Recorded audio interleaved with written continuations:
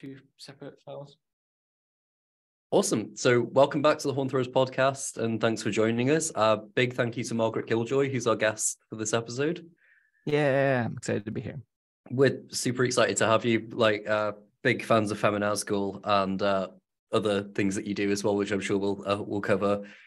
But beginning, it's kind of like what we start every podcast with, is asking our guests what their journey into kind of metal and extreme music was. And I know we had a brief conversation on Twitter where you said that an ex made like a playlist for you trying to get you into metal. I think that was what you were saying. Yeah, I mean, I first got into metal a little bit in the 90s in high school. But it was like, among other things, I was a goth kid, right? When I was younger, it was like Skinny Puppy, or when I was younger, it was like Marilyn Manson, Nine Inch Nails, and then it was more like Skinny Puppy, Sisters of Mercy. But then I also like listened to Nightwish. I listened to Theater of Tragedy, and like listened to some black metal. And then actually, when I was in high school, I'm an American. I went to Finland and went to the Helsinki Metal Fest in, I think, 1999, and saw like bands. I saw Nightwish and I saw Agalok. No, not Agalok. What's the fucking whatever, the people who wrote My Kantele? I can't remember. A band I liked. I saw another band I liked. And so it was like, among other things, I was like, oh, metal's fine, but it wasn't like my thing. I had like one black metal friend, and he was like, he kept baseball bats with nails in them hidden in the woods behind his house. And he was the only other like quote unquote boy with long hair in my school. And but I was like kind of a hippie and goth kid, and he was the metalhead, and he played me what's that racist name? Burzum? Bog? Yeah, played me Burzum. And I was like, whatever. Which isn't even literally me being too cool. I just like straight up, I was like indifferent. And we didn't know he was fucking racist. This was before either of us came out as anarchists. And then like 8 years later or something, I don't know, I was in my mid-20s, and my partner was a metalhead, and she was like, this is what we listen to. This is all we listen to. And I'm like, okay. And that's when I got into metal. And because it was metal that really spoke to me more, right? It was Wolves in the Throne Room and Agalok, and those are the two off the top of my head.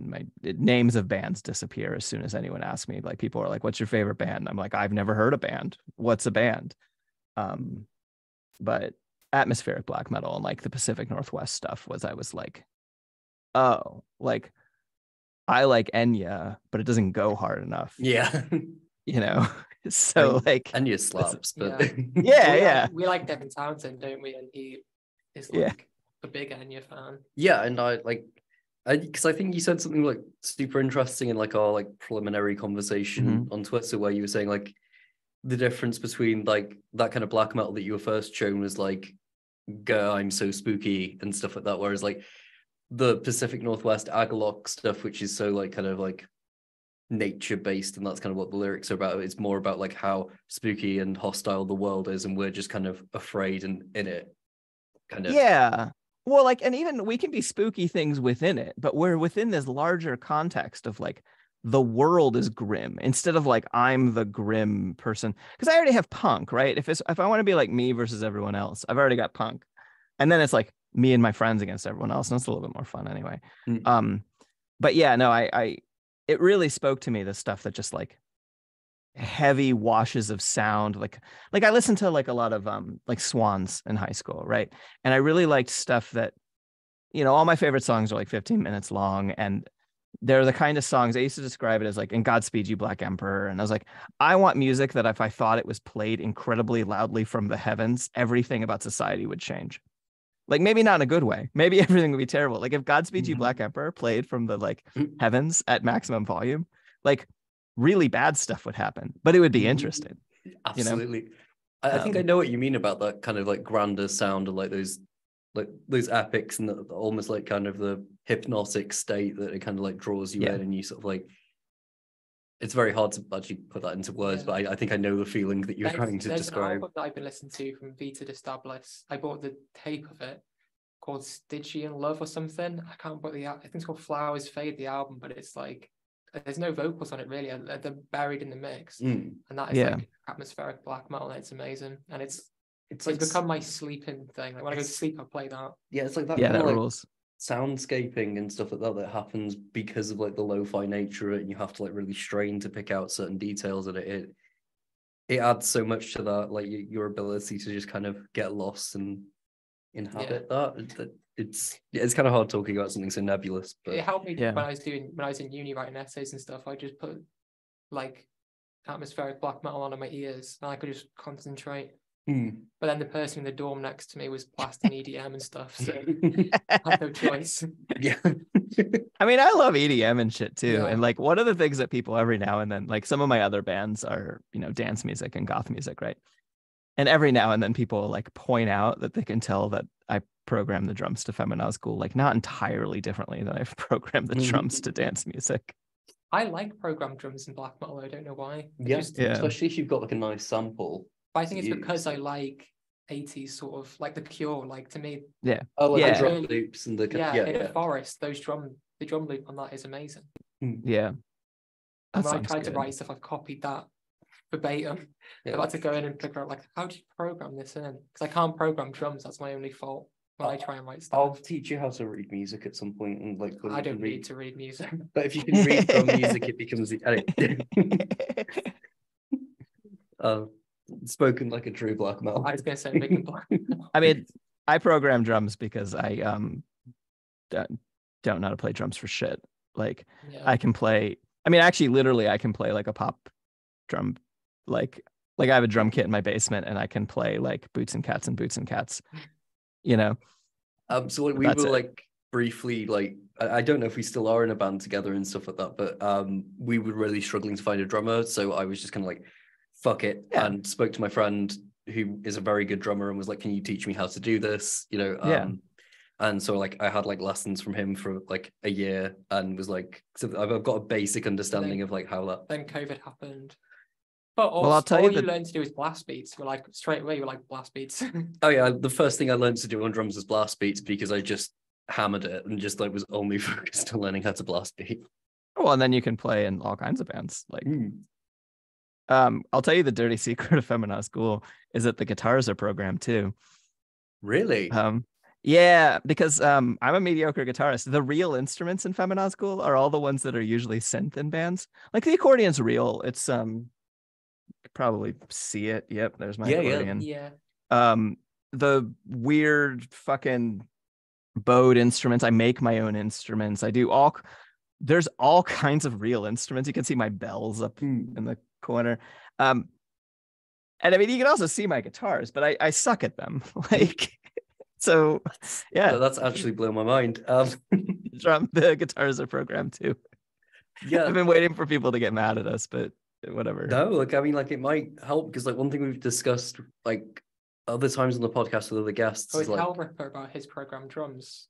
Yeah, I was thinking with Simon where like he was talking about how like synthetic instruments, like especially in like genres like dungeon synth, and it like it kind of it lends to that otherworldliness because you're getting lost in these instruments that aren't real, and that might actually be a factor of why I'm like taken in with like Feminazgul's music. Like, it might be that there's something not quite right that kind of like creates that atmosphere.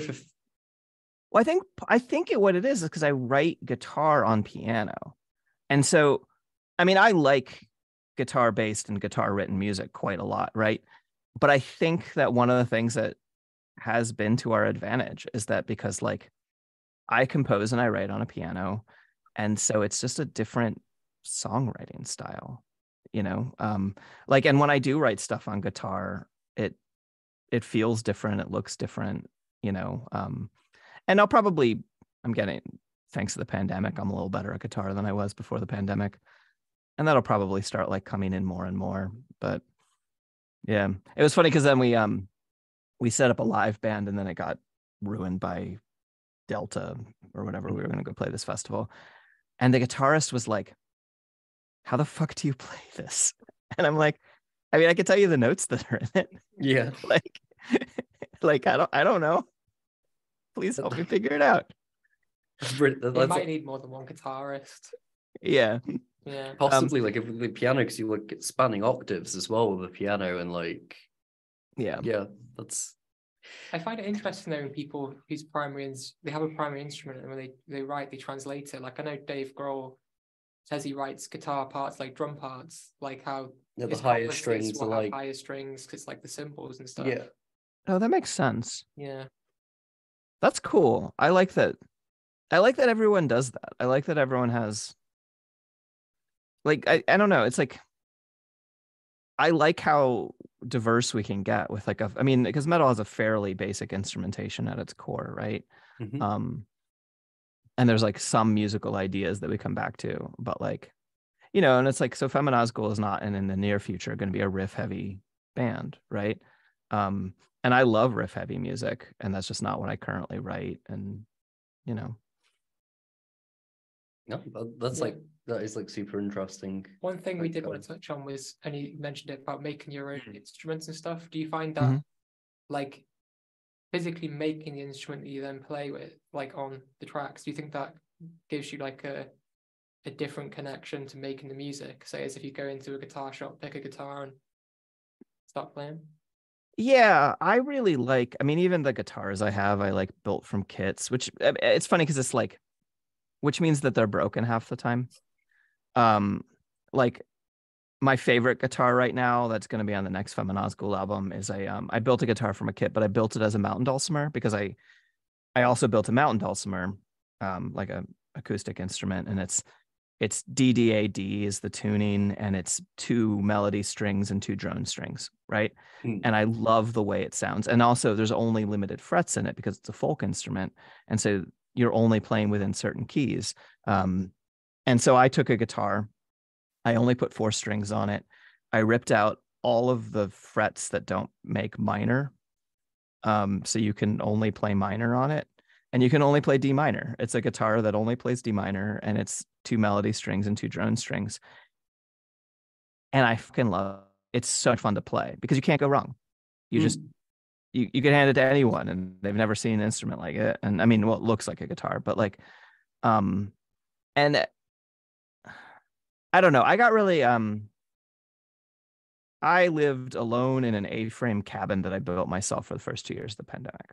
And I lost my mind. Just like, frankly, like I was like talking to lizards and stuff. I wrote my own language. I started making my own instruments. I would go out in the morning and I would greet the mountains by playing these instruments and reciting prayers to gods I made up in a language I made up. Like that was my 2020. And I'm chill with it. Like, it's fine. I'm a little better now. But I like learned a lot, right? I mean, I learned a lot of woodworking. I started making all these instruments, and I learned a lot more about music, a lot more about songwriting, and then a lot more about how I feel about the world, right? And so it does add a like, okay, like one thing I fucking love about black metal is how like diehard earnest it is. And it is a thing that like a lot of people actually within black metal have had some resistance to Feminazgul because our name is not diehard earnest, right? Our name is tongue in cheek. But at the same time, it's like not, I mean, it is, right? It's like Feminazgul, but we fucking love Lord of the Rings. Me and Laura love fucking Lord of the Rings, and like also love like the construct of like femininity as monstrosity, and especially like I'm trans and Laura's cis, and like all women get treated like monsters at various different ways and types and stuff. And, you know, and so it's like, so there is like a lot of earnestness in it, but it sounds a little bit like it's going to be a joke band. And what we try and do is we make up for that by being like, our music and our themes are dead fucking earnest. And so I do find that building and playing these instruments becomes part of that, becomes this like, you know, the fucking magic of it, right? Like, and, you know, it's what makes it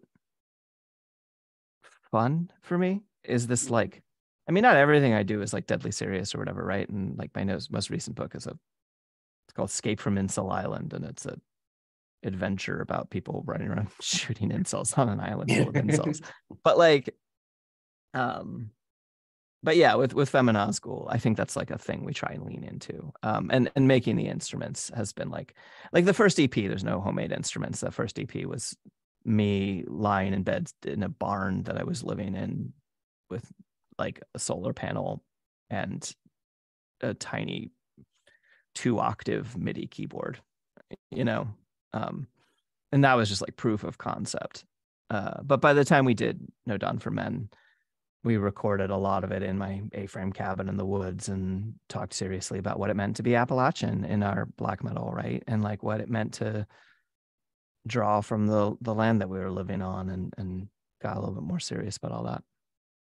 I was watching one of your YouTube episodes and you were talking about when you were living in the A-frame cabin, and it was part of an anarchist like land reclamation project, wasn't it? Like, so I wouldn't go ahead. I don't know. It was that was something I took from Wikipedia. Like, I don't know if that's not the greatest source in the world, but no.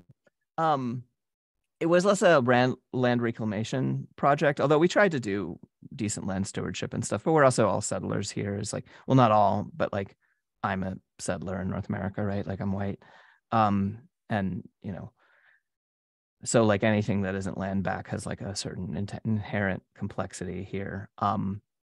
But it was we call it a land project. It's like it's like the punk house, but it's spread out over 8 acres or something like that. You all don't have acres, do you? Have like hectares or something?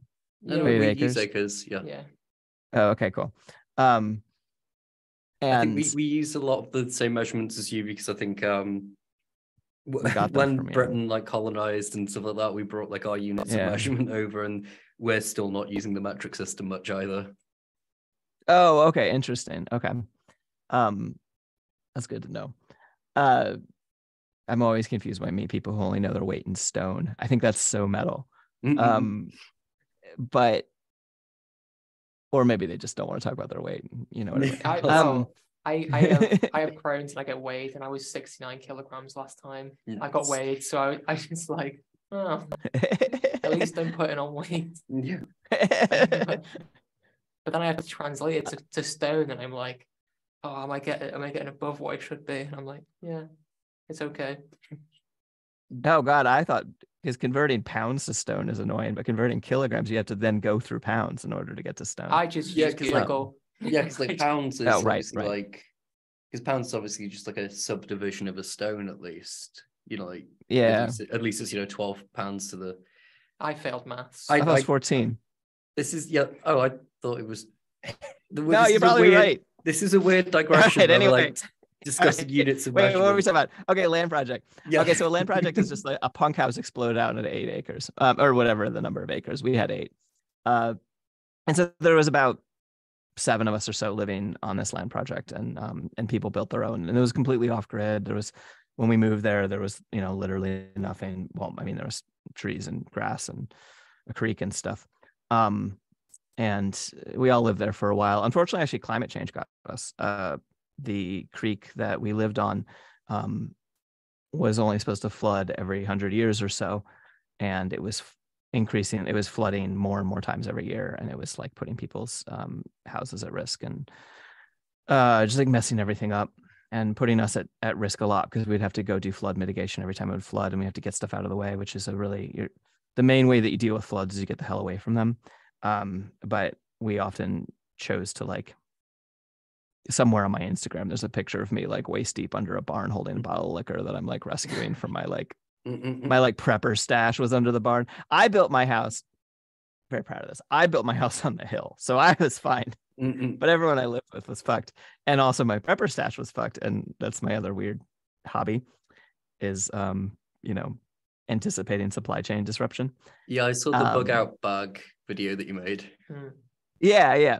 And so yeah, that was the land project I used to live on, and I still live now. Now I live on an on-grid house in the mountains, and I very carefully picked what house to get based on it being on the top of the hill and not next to the creek, which is my recommendation to everyone.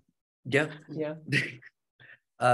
Speaking from experience with a friend who had their house flooded like 3 times, and they moved, like Kristen and Chris. And they went like a friend of Kristen and Chris, sorry. Yeah, my friend moved further into South Wales to go become a blacksmith, and then basically the house that they bought flooded that many times. They then moved away and had to kind of abandon that dream, and it was kind of sad. But yeah, that is sad. Is the A-frame house no more then, or is it still? It is sold, which is someone bought the property, and what they do with it, I guess, is their business. Which I have complex feelings about, because I built it and then I lived in it and then I lost my mind in it and then it got sold, and so it goes. I'll build another one day. I'll do a little bit better. I learned a lot by, getting it wrong and then living in it and then being like, oh, that's the cracks where the ants get in, or whatever it is. I think I saw a video where you're talking about the problems with it, because I know during COVID I was like looking at tiny houses and van living and that, and I was going, I really want to do this, and I was like, well, it's the one thing I kind of like. I can't drive, I can't build anything. Well, the one thing I've got too much stuff. So the thing I really liked about the videos about the tiny house, though, were that you kind of like burst the bubble on a lot of people's like dreams and fantasies, because they do seem to think that it's just we're all gonna run off to the woods and everything's gonna be okay, rather than maybe actually seeing how much work goes into it and that it isn't a solution for everything. Yeah, I believe most people are not happy when they downsize the size of their house. I think there's exceptions. I think there's like moments in your life when it is really good and useful, but yeah, I lived out of a backpack for most of my 20s. And so a minivan was my first step up. And then a regular van was my next step up. And then a room in a barn, and then an A-frame, And so like the A-frame was wonderful, right? Actually, and I really liked the A-frame. It just wasn't, when it wasn't the apocalypse, like when it wasn't a pandemic, the A-frame was perfect. It was my bedroom. I would come home, I'd go into town, I would have a normal life, I would interact with people, I would eat food that I didn't cook in my tiny shitty cabin, because it wasn't a shitty cabin at the time, it was amazing, right? And then I like drive home and go walk about a half mile from the parking lot, and it felt nestled into the woods and safe and beautiful and amazing. But when it's the only thing that's available to you, it's a whole different game. And yeah, if you can't drive, don't move into a van, you'll be sad. Yeah, I'd be stuck.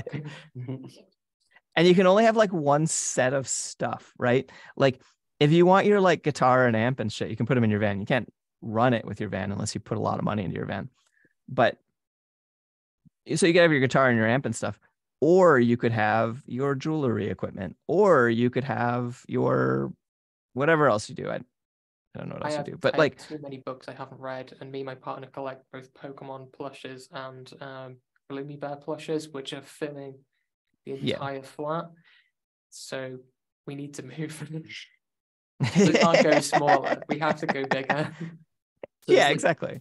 As a point, kind of like this seems relevant. Like, what was, because it seems like this has kind of been like a core part of your existence for quite a while, like anarchism and environmentalism, and that kind of like having a very non-traditional lifestyle. How did that come about? Like, and what was your introduction to these concepts? Yeah, it's funny, for my generation of anarchists, I became an anarchist in 2002. Most people's introduction was through punk. Of the people I was around, most people's introduction was punk. That was not my introduction. The only punk in my high school was right wing, and I was a goth kid, and most of the goths I knew were right wing actually at the time, or like centrist, libertarian in the American sense. And then I went off to art school because I didn't know what the fuck else to do when I graduated high school. It wasn't a great fit for me. I went to a protest. I went to a protest during what we called at the time the anti-globalization movement, and now we tend to reframe as the alter globalization movement, or various things like that, because of the way that people can misunderstand when we say anti-globalization. It was about stopping neoliberal policies that were destroying developing parts of the world and enriching the imperial core, like the United States and the UK and Western Europe and stuff, and I never really like kind of gave it too much of a shit about politics. I was like vaguely, like I went to Finland. My girlfriend when I was in high school was Finnish. She lived in Finland, in Helsinki, and so I was like that asshole. I was like, you don't know her. She doesn't go to this school. She doesn't even live in this country. She lives in Finland. She's really cool. She was really cool. She's probably still is really cool.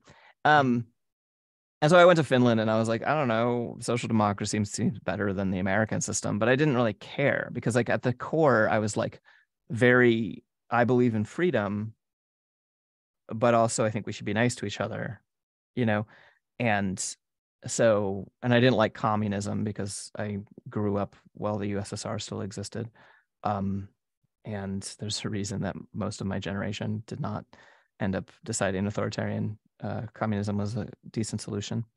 I think that's what. So, oh, sorry, I didn't realize that you hadn't finished.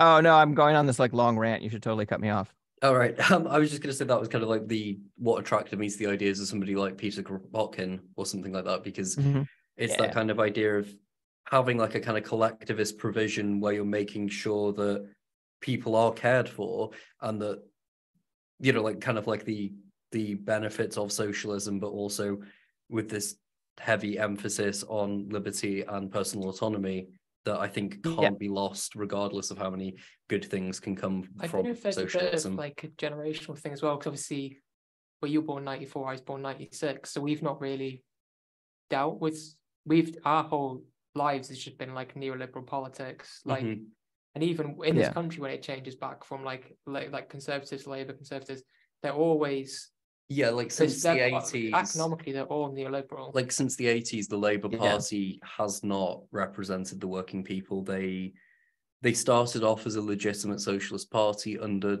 Tony Blair. They removed clause 4 of their party's constitution, which literally stated that they would try to take the means of production into collective ownership, which was like it's crazy that like one of the two big parties up until the 90s literally had like concepts like collective ownership in their manifesto. But they're pretty much a liberal party now. Well, they're getting further right as well. Yeah, they've ousted all the left from the party recently, and the old leader isn't allowed to stand anymore because he's too left wing. So and was branded an anti-Semite. And was branded an anti-Semite simply for saying that, you know, you're basically standing up for Palestinian rights, kind of got him branded an anti-Semite, and it became this. Right. And then there was an investigation that there was some anti-Semitism in the party, but also there was a lot of other like Islamophobia for that. And then this new leader was just brushed that under the carpet. Yeah. Yeah. So anyway, that was also a digression. No, I mean, it's just so funny to me because in the US, both parties have been neoliberal for a very long time because anti-communism has always been a very important part of American culture. Not always, but, you know, since at least the 40s. Besides that little brief moment where we pretended to like the USSR because we were fighting the Nazis together. Yeah.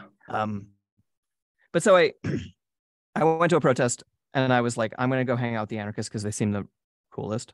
Like, frankly, like there was an anti-mask law in New York City that was actually an anti-Klan law to stop the Klan from organizing. And and it was this 100-year-old law and it was getting used against the anarchists, and the anarchists were like, whatever, we don't care, we're going to wear masks anyway and go in black bloc. And I was like, that's cool, right? Because it is. Yeah. It is cool. But especially when you're 19, it's like extra cool. So I went and I found this kid and he had a mask on and I was like, are you an anarchist? And he's like, yeah. And I was like, what's anarchism about? And he was like, well, we hate the government and capitalism. And that was like my mind blown moment, right? Because I was like, both. yeah, exactly. Like, why not try and have it all? And I was like, well, what are you going to do about it? And he was like, well, we're going to build up alternative institutions while attacking the ones that are destroying the world. And I was like, can I have a mask? And he was like, yeah. He gave me a mask. And so on February 2nd, 2002, in the Lower East Side of New York, I don't know where, somewhere in Manhattan, in New York City, I became an anarchist. And I've like deepened and thought about and read and I read history books for a living for my podcast. And, you know, like I don't like ascribe to the ideology. It's not what defines me. It is the best description of how I believe, right? I do have a lot of beliefs that are counter to the sort of like historical core, like I'm not strictly materialist, right? And I have no problem with I have problems with the institutions of religion, but I find a lot of beauty in a lot of my friends, in a lot of the people who are engaging with the divine, right? Yeah, because in all kinds of different ways. Yeah, because like my Go ahead. grandparents is like my grandpa, he's Catholic, but he did ministry and stuff, but he's not stuck to the dogma of Catholicism, and he's not prejudiced. He's just, it's one of those things. I think you can be too dogmatic with stuff, and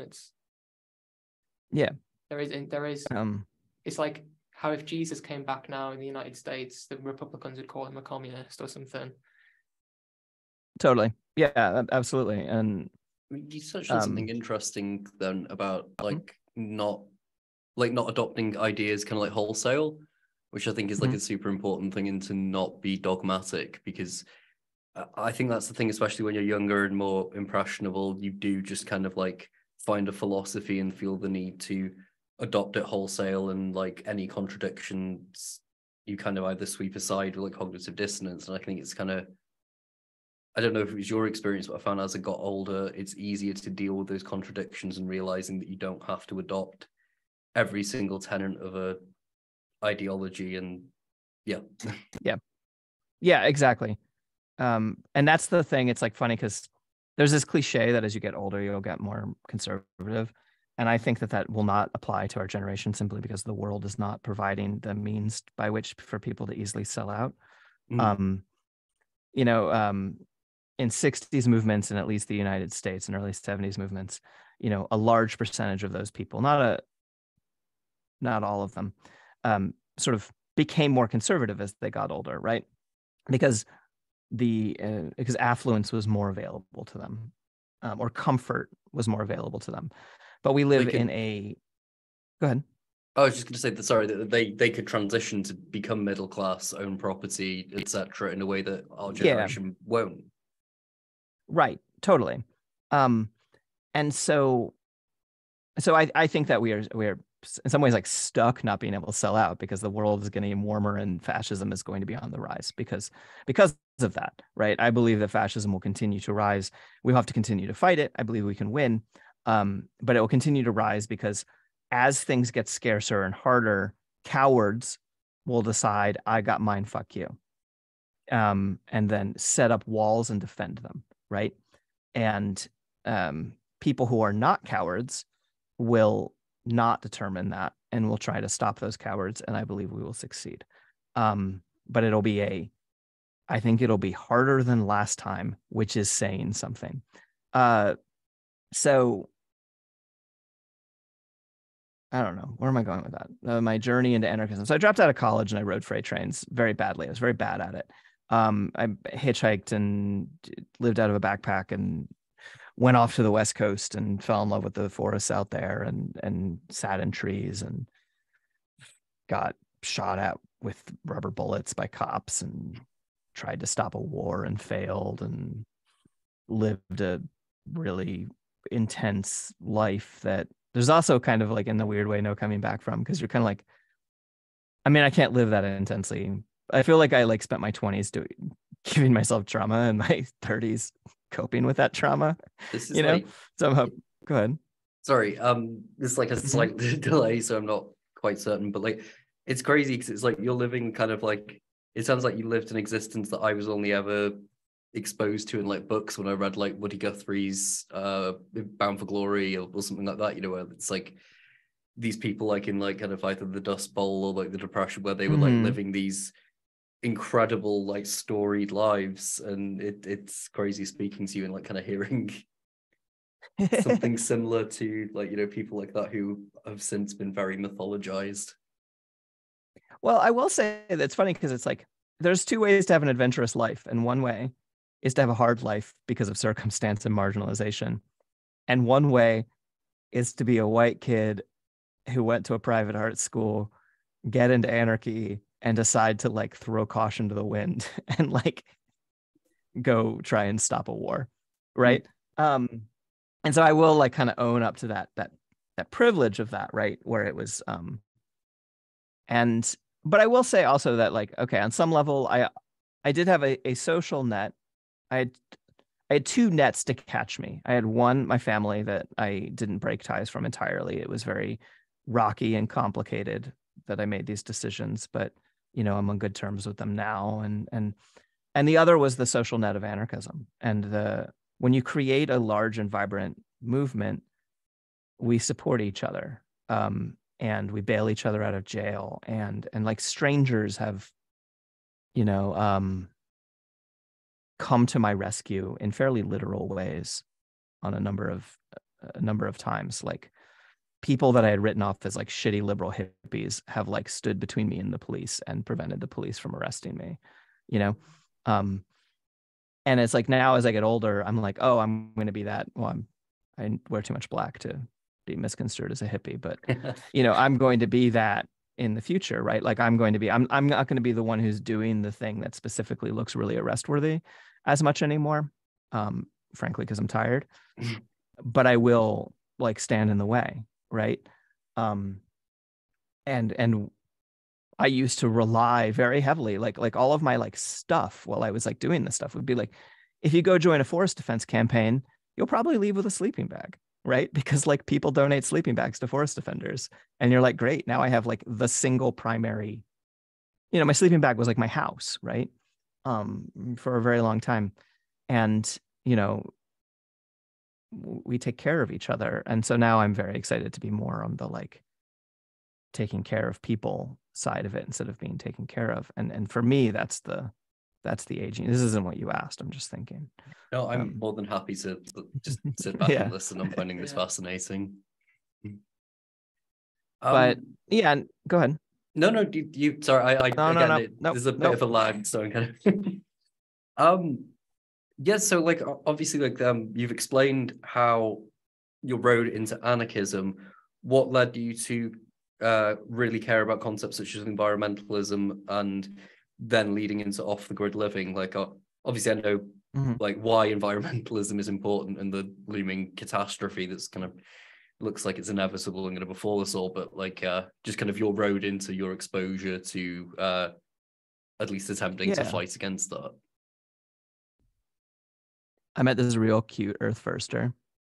I'm like a little bit joking, but I'm only a little bit joking. I like when I was like an East Coast anarchist, because I'm from the East Coast of the US, and at the time, 20 years ago, it's a little bit more varied now, which is kind of cool. You had like the East Coast anarchists were a little bit more class focused, and the West Coast anarchists were a little bit more environmentally focused, right? And it was the green versus red fight, you know, because at the time, anarchism was actually sort of a hegemonic position within the left, besides like catch-all radicals, right? There wasn't a strong communist movement or anything like that. And so I was like kind of around by default the sort of red anarchists, right? But I've always been more of I like the trees, I like the forest. I grew up camping, you know, I was in the Boy Scouts. It's kind of funny, my best friend in the Boy Scouts came out as a girl like 10 years before I did. And now the Boy Scouts just admits it lets girls in. People are like, oh, they let girls in. And I'm like, honey, they always let girls in. They just didn't know it. And so yeah, I don't know. I just got out of jail in DC, and there was an Earth First rendezvous in the swamps of North Carolina. And so I went down to the swamps of North Carolina and saw old growth on the East Coast for the first time in my life. There's not a lot of old growth in the United States, especially on the East Coast. And well, you're in Europe. Well, I guess technically you're not in Europe anymore. That's true, yeah. But like, you know, there's even less old growth there, and I'm very sorry. And the Earth Firsters were there, and they'd come out from the West Coast to like show people how to climb trees, and they were just like fucking cool. You know, they were like this super tight clique where they believed in, they had this motto, full-time direct action, you know, whereas the rest of us like went to protests every now and then. Like forest defense is full-time. You go and you move into the forest, or you stay in town and you organize for the forest. And it was just cool. And eventually I got enough money to get on a Greyhound, because all of my attempts to hitchhike and hop trains across the country failed in 2002. And I went out there and I joined an eco-defense group. And I will say, I joined very shortly before what's called the Green Scare. The FBI had been very deeply investigating all environmental groups on the West Coast as related to the Earth Liberation Front, which was happening at the time, completely I mean, I knew the Earth Liberation Front happened. I had no idea that my friends were in it until they all got arrested. But I went to these these meetings to organize tree sits, which is it's above ground illegalism, which is a tactic I'm very interested in, where you go and you break the law. Tree sitting is illegal, but you say you do it, and it's misdemeanor crime by and large. Currently, people in Georgia are being treated as felons and terrorists for this very thing. And in these meetings with like 8 people in them, because I came to the tail end of this kind of dying group, 3 or 4 of them ended up being informants or like cops. So we had this like almost 50% infiltration rate. And still managed to get a lot done. A lot of forests out in Oregon exist because of not me. I was like this tiny part of it. But because of these groups that were incredibly heavily repressed. And so I've always had people are like, there might be informants. I'm like, yeah, of course there are. I kind of hope those informants didn't even know the other ones were informants, and they were like ratting on each other. Right? Is that the Spider-Man meme? Yeah. Yeah, totally. Have y'all ever read the funniest anti-anarchist book that England ever put out? It's called The Man It Was Thursday by G.K. Chesterton. I have not, no. No, check it out. It's a 100-year-old book, so I'm gonna spoil it. A cop goes and infiltrates the anarchist movement and then slowly learns that all of the other anarchists are also cops. And it's like fucked up. It's just very cleverly written. Like the only real anarchist had died because he was British, so he had to drink tea. But he didn't want to exploit animals, so he couldn't drink milk in his tea. But he was British, so there had to be something white in his tea, so he would put like chalk in his tea. And then he died. It's a ridiculous book. It's just, and I know it's opposed to my core beliefs, but it's funny. I don't know. I mean, like there's something to be said for reading the books of your enemies as well and kind of getting that understanding. Yeah. But it also sounds pretty hilarious. So how did I've just given so much ammunition to people who think that anarchists are all infiltrated. Okay, go ahead. I was gonna say, so how did then all of this come about into the Feminazgul like package, or say like the environmental stuff, like the Tolkien? I mentioned Tolkien because you've got the Tolkien tattoos. Oh yeah, I've got like 5 Tolkien tattoos. It's like hell yeah, it's ridiculous. Hell yeah. Speaking of rad Catholics.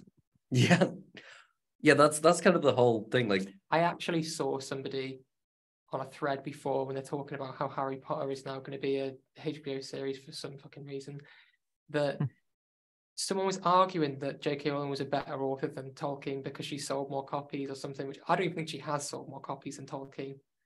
And I was like, what? How? There's just literally more people alive while she's writing. Yeah. What do you fucking want? And no Tolkien rules. No, that sucks. Yeah, absolutely. Get it printed on a t-shirt. Yeah. I mean, he has some like takes that I don't agree with, right? But like, I mean, he was born in like 1892, and it's the kind of thing like he was. I don't usually like the product of their time argument, but he would do like some like quite progressive things for his time. Like even though like his attitudes on race were very much tied to his kind of like colonial upbringing, right?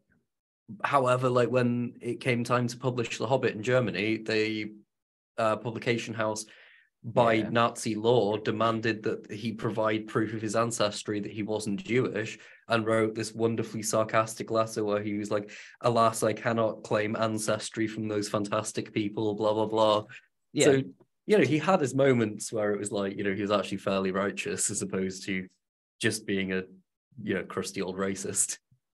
Yeah, and I feel like I wrote this short story once in which I refer to Tolkien as the most influential unconsciously racist author of the 20th century.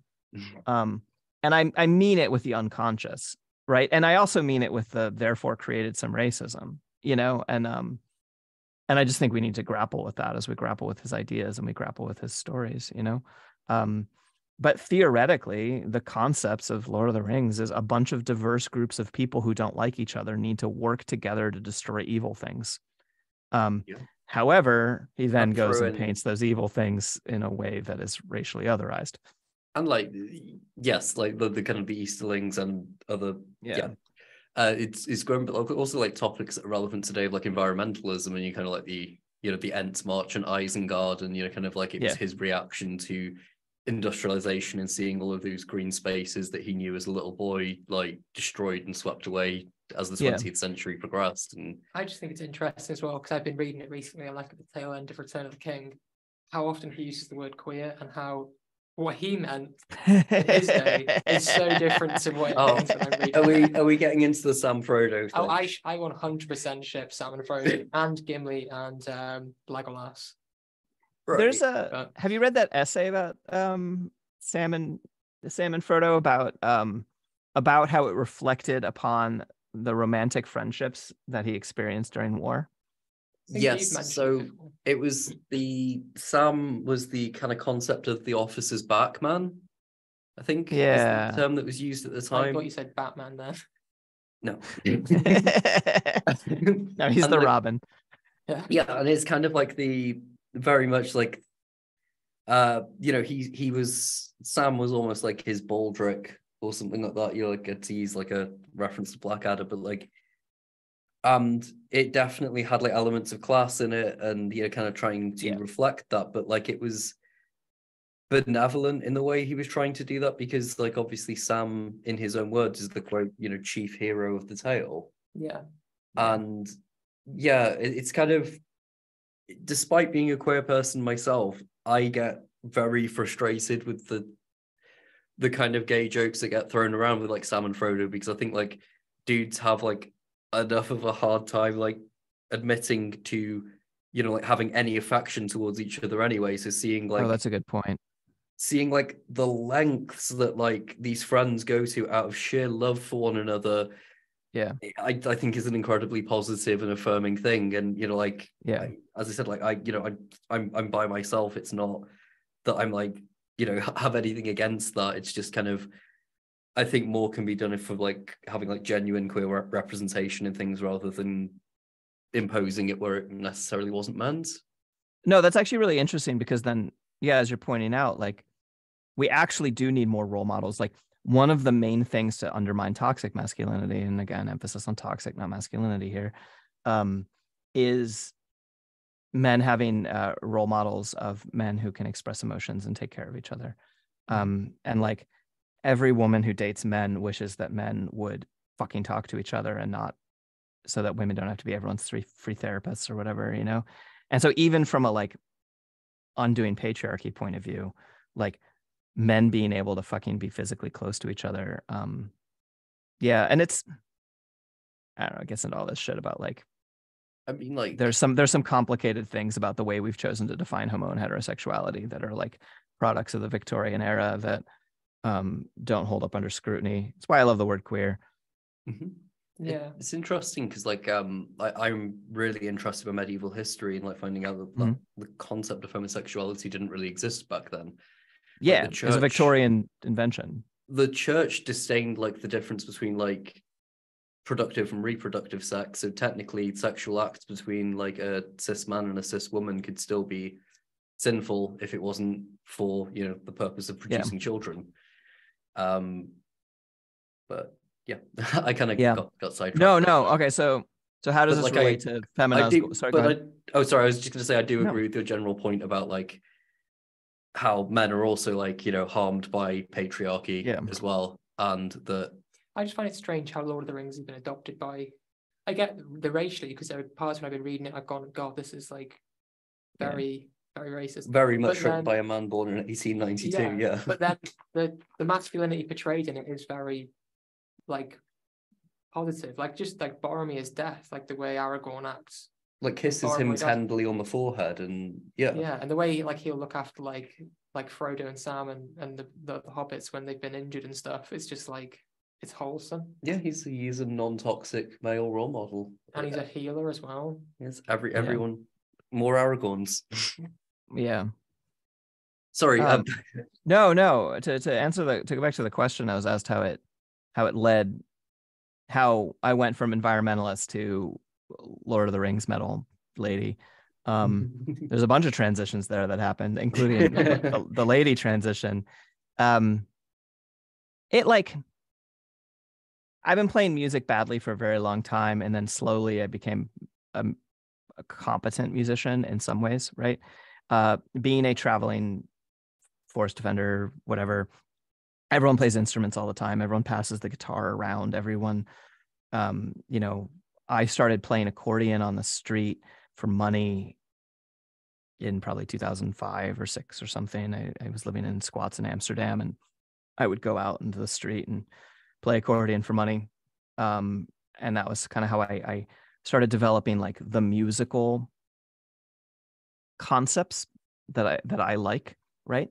And actually, so even more than everything goes back to piano, everything actually goes back to accordion for me, because I didn't have pianos because I traveled all the time. And I was just like, whenever I would like, I was this crust punk and I'd walk past piano shops and I would just like go in and I'd set my bag down next to the grand piano and then start playing piano. And I wasn't like good. Like I have no formal training, but formal training doesn't work for me. That's just like not the way my brain works. I don't know if it's ADHD. I don't know if it's stubbornness or oppositionalness or something. I just slowly taught myself music, taking tips from people, learning enough music theory to know how to play certain keys within, you know, it's like I learned C minor and B flat minor, and now I still, most of Feminazgul is probably, I can't remember off the top of my head, but it's probably mostly C minor, which is the most natural thing to play in an accordion, or B flat minor, which is all the black keys plus some other ones on a piano. And there's some other keys I like. I like D minor and I like A minor. I like A minor because of guitars, because it's the easiest minor key to play on guitar. I don't know any majors I like. That's not actually true. Sometimes I write in C major just to be a fucking troll. I only ever play in minor keys. Usually just like E harmonic minor or D harmonic minor, because we've dropped the guitar. Oh, I know. That recent thing that recent thing we wrote was in F harmonic minor. Oh. I'm diversifying. 2 whole frets. I know. Yeah. 1 fret. Wow. Yeah. I'm gonna build a guitar that I'm gonna build a guitar that's a power chord machine where it's only gonna have, it's probably 3 strings, and it's gonna be tuned in drop D, and it's just going to be a bar chord, like straight finger across machine. Anyway, so I started playing music more and more, and I started writing some of the 2 Feminazgul. There's 3 songs in the EP, but one of them is just like me dinking around writing what's technically dungeon synth probably. And I started working on them years ago, but I was like, I figured out how to do the synth guitars in a way I liked, although I've since progressed a lot in how I do synth guitars, but I couldn't figure out the vocals. And then one day my friends knew I was going to eventually come out as trans, but like, and I've been named Margaret and wearing dresses since like I was like 20. But I still was just like a boy with a beard named Margaret who wore dresses. And then like, because I didn't want to like take up space in the conversation around transness and queerness. Like it didn't feel like it was mine to do. And I felt like it was like shirking my responsibility as like a feminist man who's breaking new ground for what men can be by taking a woman's name, wearing women's clothes, and mostly dating lesbians. But like, you know, whatever. And that actually, I mean, that was also a perfectly legitimate thing. There are many people who that is what they are, you know. My friend told me the joke about Feminazgul, like I'm not a feminazi, I'm a Feminazgul. And I was like, that name rules. As soon as I finally come out, I'm naming my black metal band that. And then I came out. And so I named my black metal band that. And then I got like heartbroken by trying to date this straight girl. And after like a month, she was like, you know what? I think I'm straight. And I was like, I gotta go. And so I like went back to my like barn in the fucking field in North Carolina and was sad, and it was rainy in January, and I wrote 3-song EP and I put it up, and I was like, I'm just gonna name it The Age of Men Is Over, and it's just my fucking trolling, whatever. And then people listened to it, and that part was the part that caught me by surprise, because I've been putting out mostly goth music EPs, mostly under the name Nomadic War Machine, but a couple other projects as well. I've been putting them out for years, and mostly people just didn't listen to them, you know? I mean, some people did, right? But Feminazgul was the first thing I did that like sparked from a music point of view. And then fairly shortly after that, I met Laura on Tinder, and we don't date, if anyone's curious, but we quickly, you know, she's one of the best metal vocalists I've ever heard in my life. And she was tired of being sidelined for being a woman, you know? And I was like, have I got a band for you? And then, and we put together No Dawn, and then we brought on Meredith Killjoy as a kind of a hired gun for that album. And then for a while, Meredith was in Feminazgul more properly. Is she no longer in the band, or is it just back to the two of you? It is back to the two of us. We haven't, I guess now people know that. It was not a creative fit long term. I know you did the Amalakt. Amalakt, yeah. Yeah, I really enjoyed that. Yeah, thanks. Songs. Yeah. No, that was the Wendon split. Oh, okay. Yeah. Before that. Yeah, so I think, you know. Meredith was a full band member for both the Wendon split and for Amalakt, and then also we put a version of Alas Baticatas on a compilation with, I can't remember the label, so that's not useful for people who have to go find it. But we did a version of Alas Baticatas where we actually hired a Catalan choir, an anarchist choir in Catalonia, to sing Alas Baticatas in the key and at the BPM we demanded. And that was really fun. That's like a really cool kind of like connective thing, as somebody who's like, you know, read so much about the Spanish Civil War and the anarchist movements, and that's kind of a nice little touch. And it's funny because it's like none of the people in the choir like listen to metal. It's like mostly old Catalonian ladies. And they are so stoked. I'm really excited about it. I've had really good luck with like, I don't know if this is actually going to end up happening, but like the other day, I mean last fall, I was at a Ren fair, and there was a medieval choir, and they're singing, I don't want to let, they're singing some song I like, some traditional medieval songs that I've been thinking about covering the Feminazgul. And I like went up and was like, do you all want to be hired to sing on a metal band? And they were like, yeah, okay. And I was like, oh shit, cool. So there'll probably be more of that kind of stuff, because I like folk traditions and I like anarchist folk traditions, but I also think that folk traditions can have a rebellious spirit. And I'm also interested in stuff that comes before we had the ideologies we have now, right? Yeah. Like, and I think that it's a bad idea to let everything that came before the left be given to the fascists, like culturally. Yeah, absolutely. Like, as I mentioned, I'm a medieval reenactor, which is like a surprisingly left-wing space. Like, I was very happily surprised by that. But we've got people who do all the like kind of traditional musics. Like, are you familiar with the Sutton Hoo ship burial? That's where like all of the like Viking helmets and shit we have are from, right? It's the Saxon helmet with like the faceplate, the famous one. So I'm part of a group that are like the resident reenactors for that, and had like the privilege of being able to go up to the burial mounds and play an authentic Saxon lyre. Like, oh fuck yeah. It was one of the best experiences of my life. Yeah. But like, yeah, absolutely. It's something that comes up so often on the podcast, and especially Simon from Dawn Raid. We were like talking to him about like the imagery of like, you know, swords and Celtic knots and all this stuff. Like, why let fascists have this? Like, I understand that it's so. Yeah. And he was saying how that merch doesn't sell in some countries because it's so heavily associated with the far right. But it's like, these are our traditions too. Yeah. You'll have more of a problem with that. And sorry.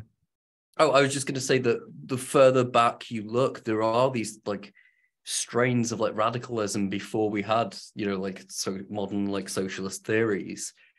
Like, you know, it's like in the 1600s there were like the diggers who, quote, wanted to make the land a common treasury for all, and were like acting violently against the acts of enclosure, where like, you know, late land was actually for the first time being like, what the common lands were being stolen by the aristocracy. And yeah, it's as far back as you go, you found people at the bottom of the pile kicking and fighting and screaming to try and get a fairer lot in life. And and being weird and cool, because along with the diggers, you had the ranters, who were the like hippie sex cults of the same era, of the English Civil War era.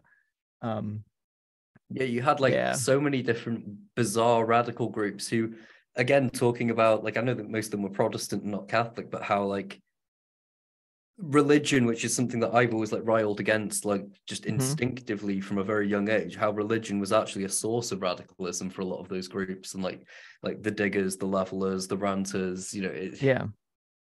Well, it was the only frame. It was the world, right? So like the ranters, their whole thing was there is no such thing as sin.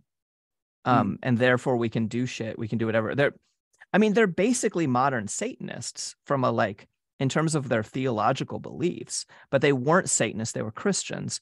And so then people are like, oh, they're fucking Christians. And you're like, that's like saying they were medieval English people. They like medieval English people put things in the context of religion, you know? And that's just in the same way that now, like when like science is disproven by quantum divinity 200 years from now, people are gonna be like, oh, well, the fucking leftists, they call it science, like fuck them. I mean, okay, I like making fun of Marxism as the immortal science, but like but like all the shit that we do, people we like cloak everything in science now, right? All the shit that we want to believe, like I mean, and I think it works, and it theologically worked to declare oneself against sin, and it scientifically works to say quantum physics opens up all of the following possibilities for like chaos and all this interesting shit. But it's not the only way it can work. And yeah, that's what I'm so interested in about history and about medieval shit is, and what leads me to be interested in divinity and religion now, which is, again, this thing that I railed against for a very, very long time. Like, it's really fucking metal. Like, grappling with like death and immortality and divinity and like, and like fuck adherence to the church, right? Like, and I'm not interested in like, oh, well, the Pope said it, so it has to be true or whatever, you know, my own background's Catholic. But like, I don't know, whatever. Like, I'm not going to be like, the other thing about it, almost done with this weird rant. No, go for it. Like, I don't want to believe I'm descended from 1500 years of idiots. And like, and you're not, like, at all. Exactly. Like, I'm sure there's like people along the way who I both agree with and disagree with, like everyone else. But like, fucking, you know, my ancestors were not all. The concept of like the Dark Ages and like the fact that medieval people were stupid, and it's something that when we try to educate the public, like really, it's a source of deep felt frustration. Yeah, I believe it. We've had that happen to you with reenactment, where you've been like, because you portray the Welsh, and there's people that portray the English, and they'll say to you like, oh, well, the Welsh were just stupid and backwards, and you're like, well, there's evidence to say that the Welsh weren't like this. The Welsh most definitely were not, and in the period that, you know, the early medieval period when England was taken over by like sort of the oncoming sort of pagan Saxons, the only historical sources and written documentation come from Wales and Cornwall and Scotland, because all of Britain was Wales at one point, and we were pushed westwards, northwards, like into like the fringes of like the island of Britain. All of the Britons were pushed there, and the modern day Cornish, Welsh, and Scots are those remnants of people who were pushed there, and then the Saxons, out of like labeled everybody who was not them Wallace, which is where we get the word Wales, which means foreigner. So the, you know, interesting. Yeah. And to this day, like, our word for England is Lloegr, which means the lost lands. And that's like fucking metal. Yeah, there's like a kind of deep sense of poetry. That's why, like, if our band ever does like manage to make something, the Welsh history and mythology is going to be something that we're heavily reliant on for lyrical inspiration. But yeah, like, so in that period, very much so, like the Welsh were kind of at the forefront of like keeping that kind of cultural flame alive, keeping literacy alive. And that's a result of Christianity, because, you know, we developed the kind of monastic structures before the Romans left, and kind of left a power vacuum that was exploited by kind of Central Europeans coming over. But sorry, this is turning into a lecture. No, it's really interesting because it's like most of my understanding about this is either a little bit later, or like I know a little bit more about Irish history because it's, you know, where more of my family is from.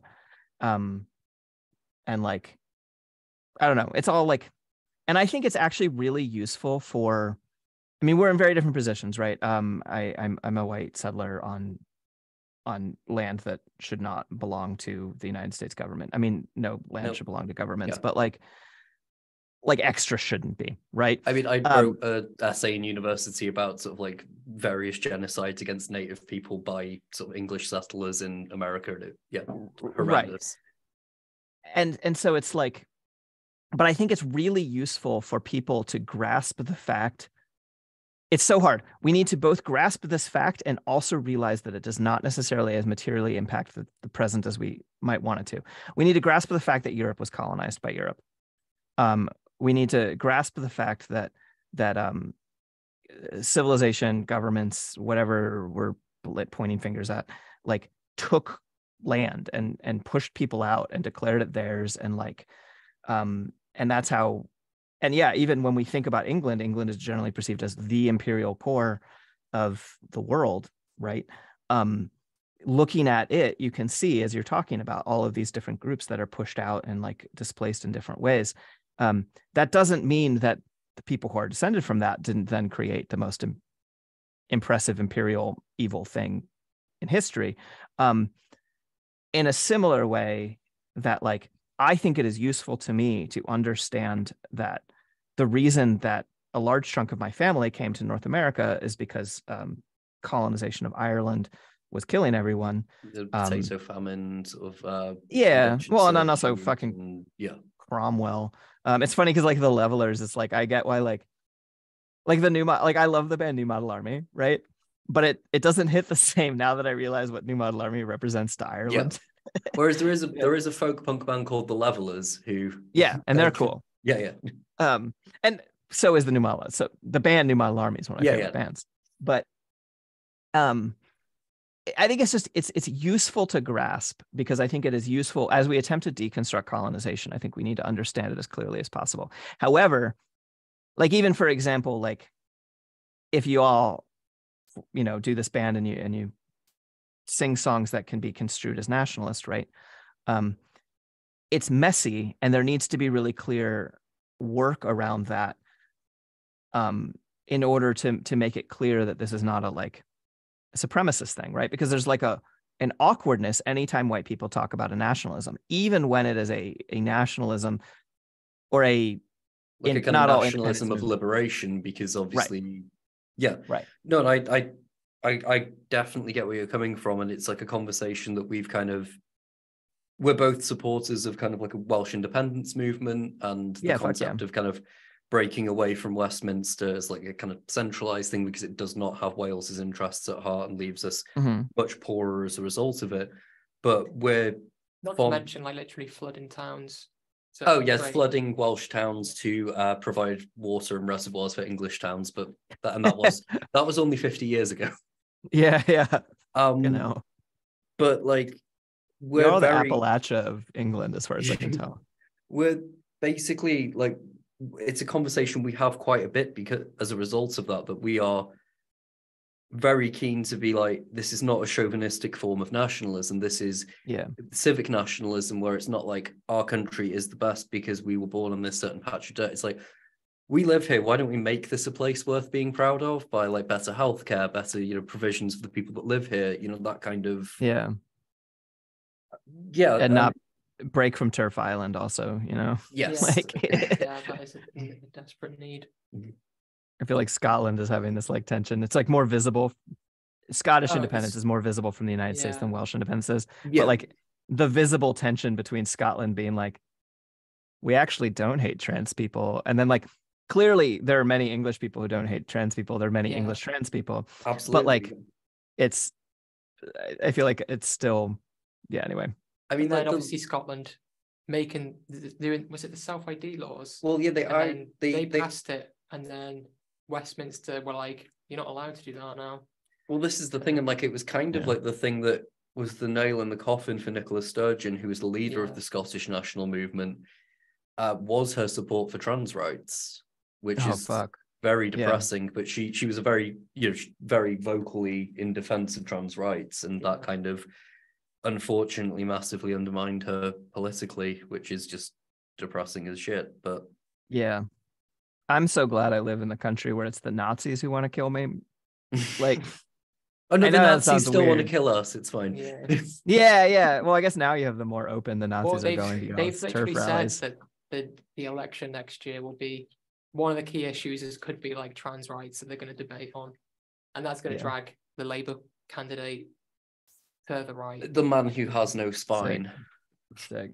Yeah, it's so good. We're living in such good times. I know, but that's something we've talked about before in the podcast. Like, with everything being so bleak, is there anything you see that is hopeful that we can reflect on? Because in so many podcasts we talk politics and it gets very negative. Like, there's historically, like, the bleakest times do give way to social change, so it's possible. But what gives you hope?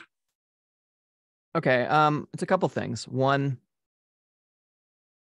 when I imagine political change, I like to think about, you get that political map of the 4 quadrants or whatever, right? Yeah, the compass. And where politics is a pin stuck in that map. And the scariest times when the right wing and stuff seem to be gaining power is when the pin is unstuck. And while the pin is unstuck, I don't play sports, the ball is in play, and it can be moved, right? And so we're now tug of warring. We used to tug of war over something that's stuck in the ground, so it didn't really do anything. And now we're tug of warring over something that is not stuck in the ground. So things can be different right now in a way they couldn't be before. United States, I never thought I would see a majority of a generation not like capitalism. Like, you could not say words like communist and socialist in the United States until like 10 years ago. It was unfathomable that people, only us like fringe, were like, capitalism is bad. Now everyone knows capitalism is bad. So you have a lot of potential in this. The other thing that I hold on to is even this like anti-trans thing, right? Which obviously affects me. I live in a state in the United States that is a red state and is a rural, right-wing area. And it's completely possible to pass laws that basically say I can't go to the grocery store, because like anti-drag laws will absolutely be used against trans people. Yeah. Especially those of us who. It's not about drag queens. It's yeah, exactly. And so all that's bad. But the thing I hold on to is this is a defensive move by them. If I'm like fighting someone, if I'm playing D&D and I hit and then they hit back, it's like kind of shitty to me. Be like, you hit back. And I'm like, well, I hit you with a sword first. And now my hit with a sword was like the gender police were keeping us all in the cis cage. And then we like came out with our Dane axes and we're like, fuck you. Right. Or in my case, I guess a Labras. And so now they're like, well, no, get back in the cage. And so it's them reacting to our action of being free. And so many more trans people are out, and so many more people are aware of their own non-binariness, their transness, or even just their allyship. And I when you're in like super cool scenes where like everyone's an anarchist and queer and like everyone's trans or whatever, people are like, oh, fucking allies or whatever. I'm like, no, we literally need them or we'll all die. Like I want allies like fucking Gondor and Rohan. Yeah. Well, and then actually, I mean, that's a kind of funny thing too, right? Because you get the like, well, where was Gondor, right? And that's what's one of the things that's so beautiful about Lord of the Rings. It all comes back to it.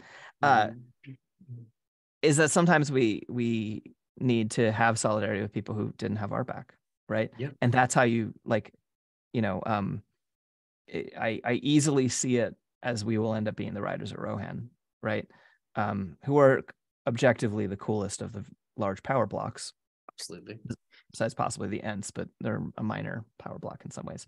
Also, the reason that, can I tell this joke? The reason all the Ent wives left is because could you imagine being mansplained to by an Ent? I mean, it takes years for them to say anything to begin with. Yeah. No wonder they all left. All right. So, like, I like the theory that the Ent wives like created the Shire as a complete interesting deviation. And I think in the appendices, didn't they say that they all go like into the east to try to find them or something? Doesn't Treebeard do that? Anyway, I can't remember. It's honestly been I read Lord of the Rings while crouched behind a tree doing nighttime security in a forest defense camp, which is a highly recommended way to read Lord of the Rings. Absolutely. But it was also 20 years ago, and I haven't read it since. And sometimes now I even like think that things from the movie are in the book, and I get really embarrassed later. Like the specifics of the Charge of Rohan speech. Although the book one's actually even better. But anyway. Yeah, and they sang as they slaughtered and blah, blah, blah. Yeah. Yeah, which is all ripped off of that Viking poem. I keep using Viking. Beowulf. No, the swords will be broken, shields will be splintered. Red Day, a Sword Day, and the sun That's not rises. from Beowulf, is it? It's some other poem, I thought. I think it might. So, like, It I might know be that, part of like, it. I don't basically, know. it was mainly less so Norse and more Anglo-Saxon stuff that Tolkien took inspiration from, because, yeah, you know, as his station as like being a philologist at Oxford, you know, his translation of Beowulf is still like kind of the one that the go-to one that most people read.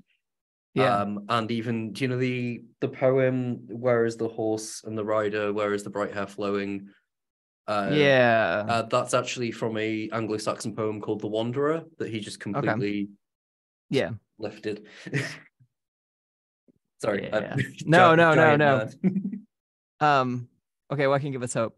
I think that cultural change presages political change. I think that we were winning on the cultural front very dramatically. And I don't mean in a culture war way, but I mean in a like Steven Universe was teaching kids that it's okay to be nice to each other. Fraggle Rock was, I'm using American touchstones. I don't know what you all have, but I've watched Steven Universe. It slaps. Okay. And like, you know, we were winning, right? And so then the right wing was like, fuck, we are on our back foot. What are we good at? And that is appeals to race and brute force and political power. So they put out the Proud Boys into the streets to beat people up. They show up like politically as hard as they can. And they just like, and it is a good move for them, right? Just because it's their wild, desperate flailing doesn't mean it might not work. We have to take it seriously. But I think it is really useful to see it as them on their back foot. The other things I can take hope from is, I mean, and this is kind of like the fatalistic thing that I feel like I try and do. Different like themes work through different parts of my projects, right? And Feminazgul is not like an inherently hopeful project, but instead it's like about moments of beauty and like, I mean, like frankly, I mean, like one of the core concepts of Feminazgul thematically is like the beauty of death, and the beauty of rebirth, but like rot, right? Like I mean, that actually seems to be like a concept that runs through the majority of your work. Like I was listening to oh god, folk project that begins with an Al-Sarath, and the track it's something The Moist Mother, which is about like, you know, basically being reclaimed by the earth and things like that, and like that kind of like there was like a real kind of sense of like morbid beauty to that, which I think kind of is a through line through like all of your projects that I've listened to. Sorry, man. Yeah. And just a shout out, Alsrith was with my bandmate was named Jack, and that was Jack's song wrote Into the Arms of the Moist Mother Earth as the principal songwriter lyrically. But from these themes that we developed collectively, right? And these themes that we were both interested in. And so like in a weird way, I'm like, what gives me hope is that I'm like, well, you can't kill me in a way that matters. That's like my favorite meme, you know, that like about like, it's like the mushroom being like, you can't kill me in the way that matters, but like, we're all that mushroom. Like we are all going to die. I can tell you that now, you know, spoiler alert. And the more we can embrace that, the more we can live. And like, I think it's like, this is the difference between the like Norwegian. I have no particular problems with suicidal black metal as a concept. And I understand why it's useful for people to embrace those themes and stuff, right? But for me, a celebration of death is a way of celebrating life and an attempt to perpetuate my life. And it is an attempt to, like, I'm not interested in themes of like, I can't wait till I die. I'm interested in themes of like, drink and be merry for tomorrow we die. Memento Mori. Yeah, exactly. I'm far more interested in Memento Mori than hurry up and Mori. I think like that's like something that's been very alluring to like things like paganism and things like that for me, because not just for its reverence for nature and stuff like that, but the view of the cycle of life and death, and kind of it's a very powerful thing. And I think in the monotheistic Christian culture that we kind of all been raised in, and the concept of eternal life, you kind of don't deal with that. You know, you kind of like it's you know, heaven's sort of a concept that's just sort of you brush off those feelings of contemplating death, etc., and don't really actually deal with it. I think that's true. I don't think it has to be that way. I think it is that way.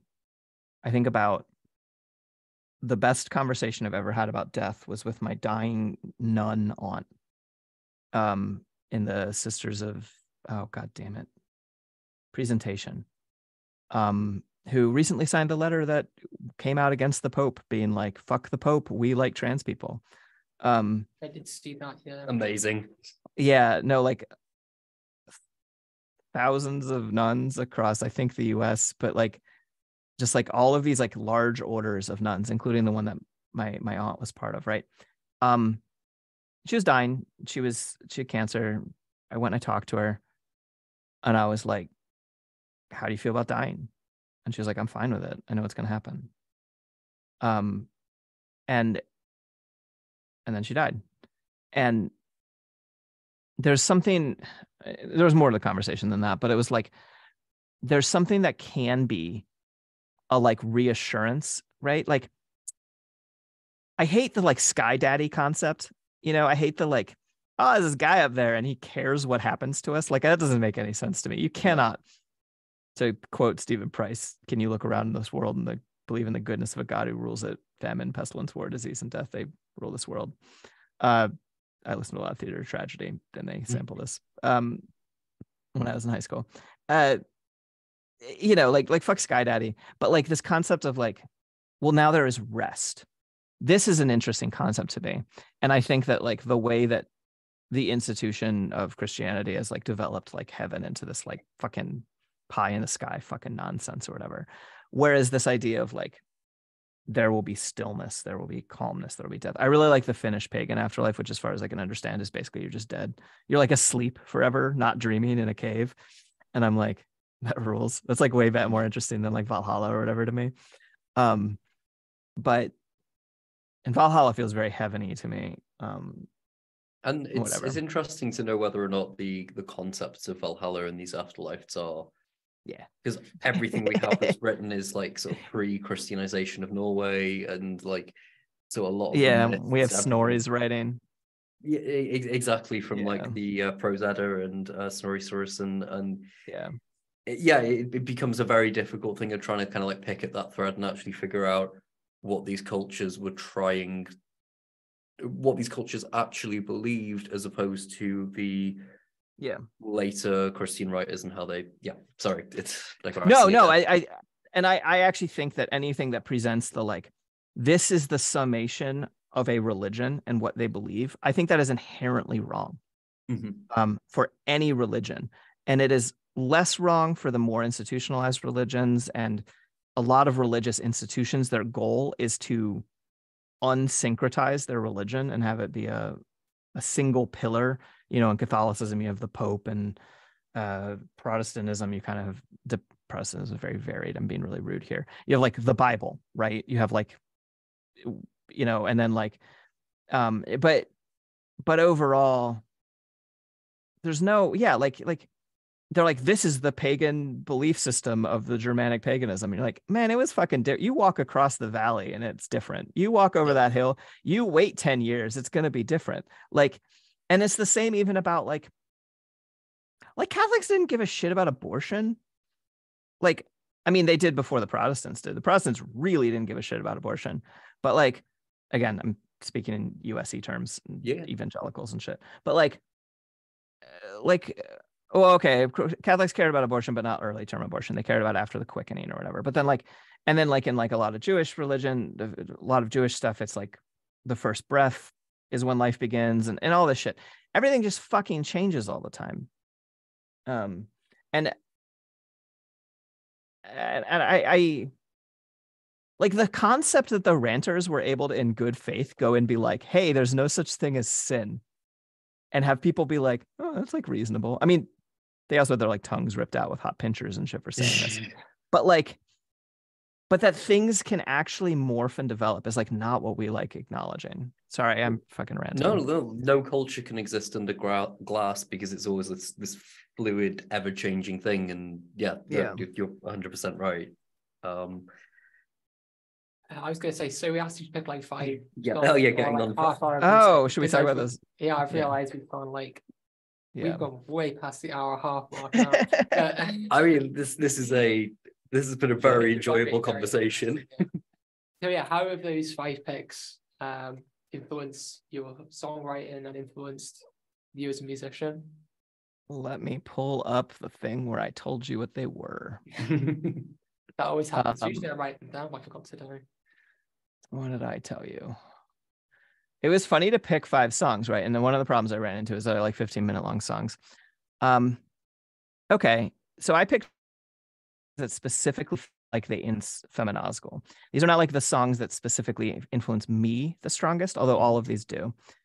With the exception, oddly, of I picked Nux Vomica, and then I kind of like picked out of a hat. I was like, oh, this is my favorite Nux Vomica song. Maybe, I don't know. I'll pick a different one tomorrow. And it's less that Nux Vomica is like music I engage with on a daily basis as much as Nux Vomica was the crossover. Because Crust, my friend once referred to it as Crust is metal for people who think it's for bands that think it's fine when people pirate their t-shirts. And like and so Crust was how I got into punk. I didn't really like punk all that much in high school because it wasn't dark enough, just like frankly.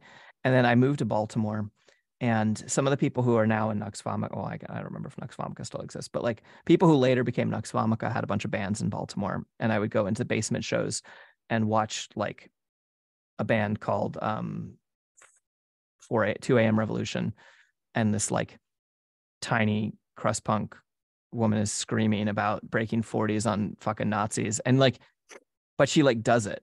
Like this is like in the middle of like all this like crazy ARA shit that's happening in Baltimore, and like, and you're like, oh, this matters. This is this thing that's happening that we are part of, you know, and we're all drunk punks fighting Nazis together or whatever, but it was metal. I mean, we didn't call it metal, it's crust punk, but it's fucking metal.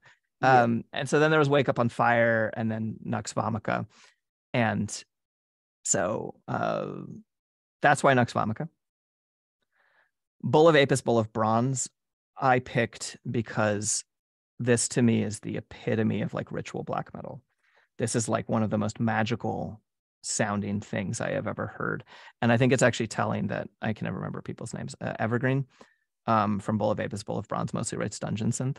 And so the orchestration matters a lot in this, and that is something that I care about a lot, and the aesthetics of it matter a lot. And then Lankum, the young people, Lankum is like, oh, thank God I finally found neo-folk that I'm like just completely and utterly in love with. And that I believe they actually come out of being anarcho-punks, but I'm not entirely certain about that. And Lankum is like, we've had conversations as a band where we've been like, when we grow up, we want to be Lankum. And I mean, I discovered them yesterday because of you tweeting about them and listened to them. I was like, this is amazing, because I love neo-folk, despite the fact that it's a scene, weirdly enough, that is almost as problematic as black metal. But and I fucking, the song The Young People just fucking gets me in the heartstrings, and it's like the way that they use group vocals in Lankum, the way that they create, I think they're doing something akin thematically to what the best black metal does. And so I think this is a very strong influence on us, from how we engage with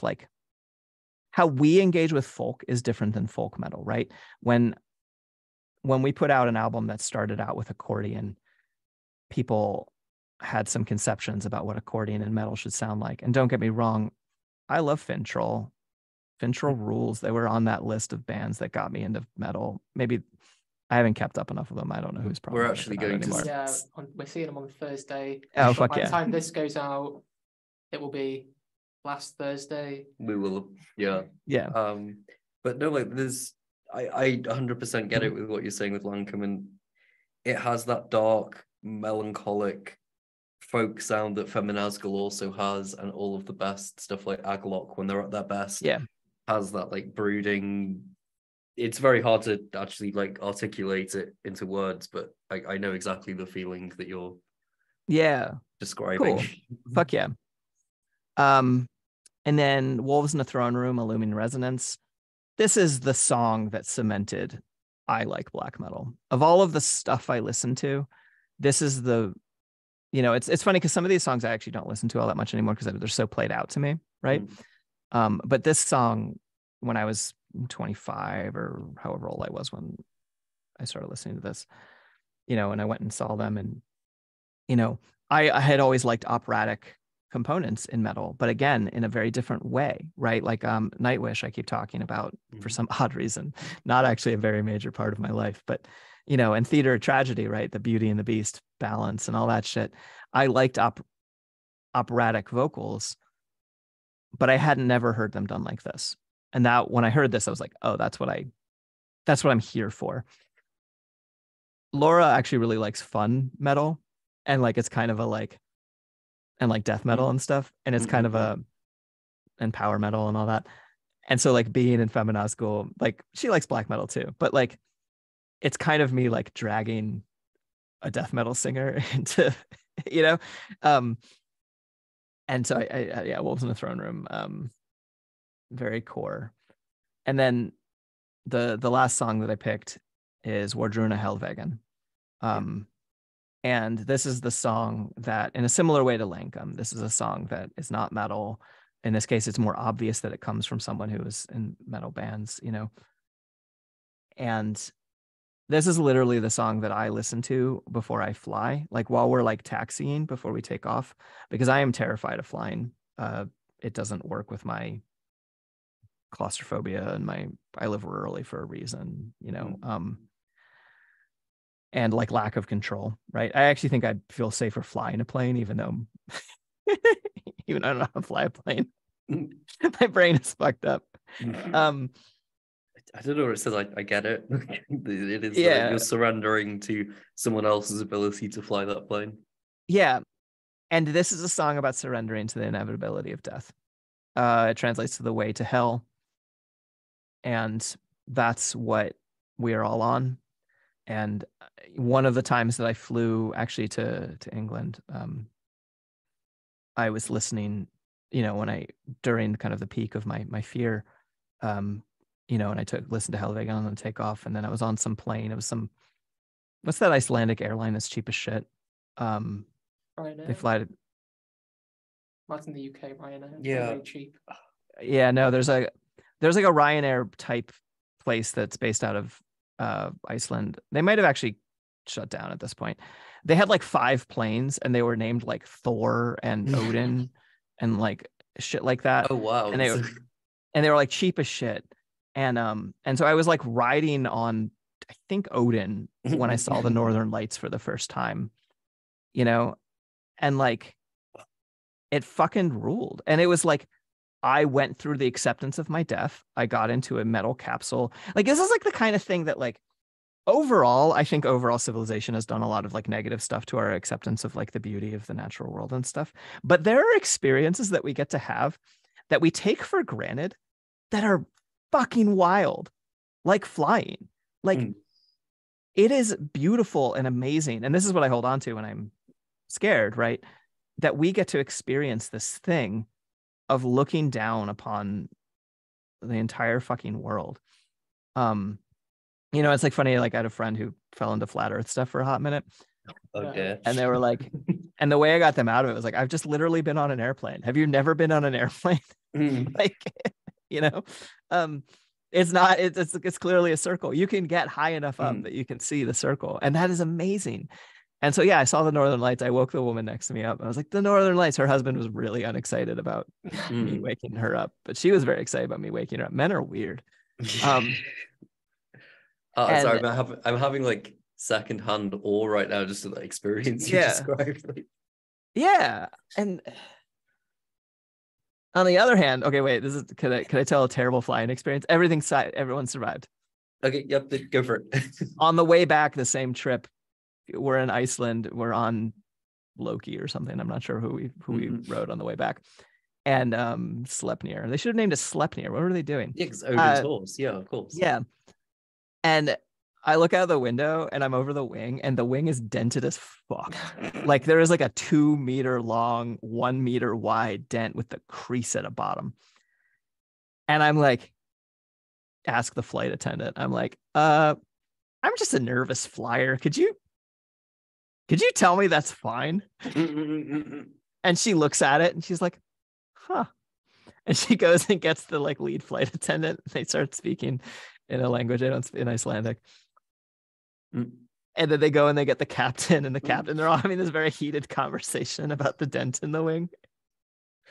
And then they actually pull the dent.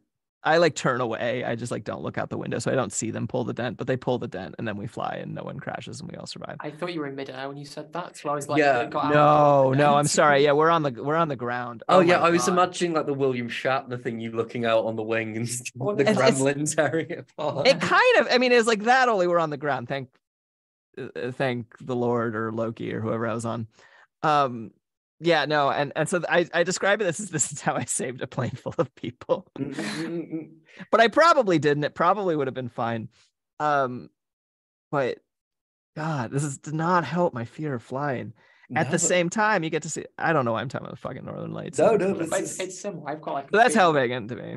I've got like a fear of needles. Yeah. I had to have an MRI recently, and they put the cannula in, and it wouldn't go in. And they were like, "Oh God, you've got tattoos and piercings. You should be fine." And I'm like, "No, it's not the same." But yeah, when you've got a fear of something, things always happen that reaffirm that. And it's like, I don't know why, and it makes it worse each time. I know, and I will say, cognitive behavioral therapy has tools with which to have it get better each time instead of worse each time. And that's how I approach my fear of flying, is using those tools. Yeah. But I usually try and get into like a meditative state when I have like injections. I have to have like infusions and stuff. And I'm like, just like focus my breathing, otherwise I'm just gonna freak out and like get the needle out my arm. Yeah. That was because someone left a needle in my arm doing a blood test once because they forgot the vials. Because she was asking me about my battery shirt. I was like, she was like, just hold that. I was like, no, I don't want it. Yeah. You don't understand. My plan here is to disassociate until this is done. Yeah. Like, I have the same thing. And when I went to go get my hormone levels checked, I ended up deciding against hormones for myself as a trans woman. But I considered it for a long time, and I did a lot of the prep work. And while they're drawing blood, and I actually think this is related, while they're drawing blood, I'm like, can I lay down? I'm like, instead of sitting, I'm not great at blood draws. I sometimes get faint. Yeah. And the guy looks at me, I'm at this like trans clinic, and it's like HIV and trans stuff, right? You know, often go together because the LGBT sticks together, and all the HIV stuff got built out of the death of so many people. And he looks at me and he's like, "Oh, honey, you better get used to it." And like, I don't know whether that relates to the fact that I chose not to take hormones. Yeah, you know? well, because so I've got Crohn's, so I have to have like blood tests all the time. Now I'm on new medications, infusions. I've had the blood tests for like hormones, and I've had that in August. They said it'd be 4 months. I'm now here in like April, and then I'm like, all the time, how long is it going to be? And they're like, it won't be long. And I'm like, should I get private? But knowing my luck, I'll do the private thing. It takes 4 weeks. That 4 weeks, I paid like £200 to set it up, and then they go, your appointment's here now, and I go, I've wasted £200. Yeah, I just sincerely hope it happens soon. Same. Yeah, I send emails every week going, how long is it going to be? You said this date, but they're really understaffed.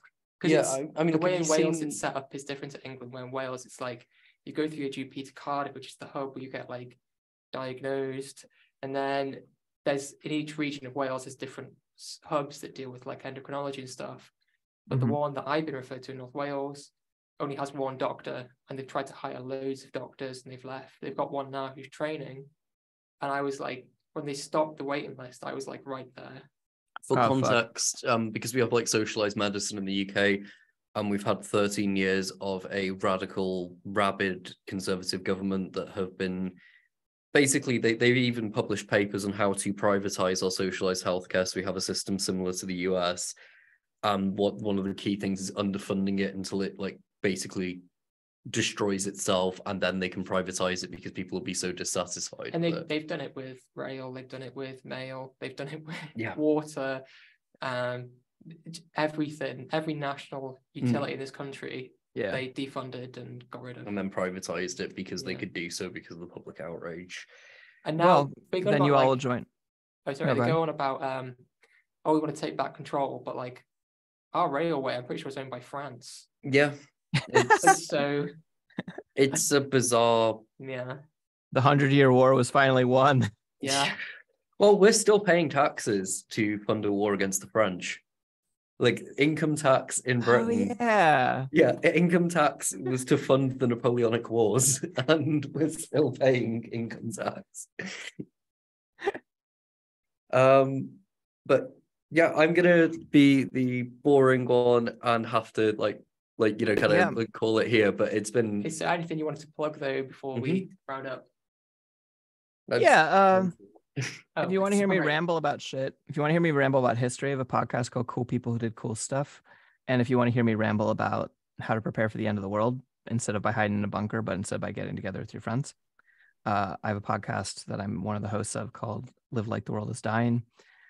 There will be a new Feminazgul album in the works. It is, we all tend to kind of work in cycles, and Laura's been working on other projects, and I've been working mostly on my writing. But it is in the works. It's about half written, and I'm be excited to share that with people. If you want to check out some of my other projects, just to list them, my synth pop band is called The Lathe. My goth weird band is called Nomadic War Machine. My neo folk band is called Ulcerith. That one is probably no longer continuing, but was beautiful while it lasted. You can listen to some music I'm very proud of. My solo doom band is called Vulgarite, and that was an experiment where I didn't even synth guitar. I literally just ran synths through distortion and made doom metal. But it's also where you can hear the first recording of my clean singing, and that's all William Blake themed instead of Vulcan themed. And then I think that's it for music off the top of my head. And my most recent book is called Escape from Insel Island. The book before that is called We Won't Be Here Tomorrow. That one explores a lot of the themes. I think particularly people who like my metal will appreciate We Won't Be Here Tomorrow. Some of them stories deal with this stuff very explicitly, like The Free Orcs of Cascadia is about people deciding to identify as orcs and go squat forests and create an orcish society, and then get into a fight between the fascist orcs and the anti-fascist orcs. Um, I'm just going to be ordering all of these things. Yeah. I think I was going to buy that one, and then I was like, look at my pile of unread books, and I'm like, got a Terry Pratchett book here I haven't read. There's like, yeah. I'm like, you really should read that Terry Pratchett book. It's really good. I will get around to it. You can listen to me read some of those stories, including the Free Arcs of Cascadia. If you search probably the Free Arcs of Cascadia and It Could Happen Here archives, the podcast, It Could Happen Here, I do a reading of that one. I also do a reading of another story that'll probably appeal to people. I think it got labeled There Are No Nazis in Valhalla, but the story is called The Northern Host. And that's about the Einherjar fighting in an anti-fascist war in World War III or Civil War II in the United States.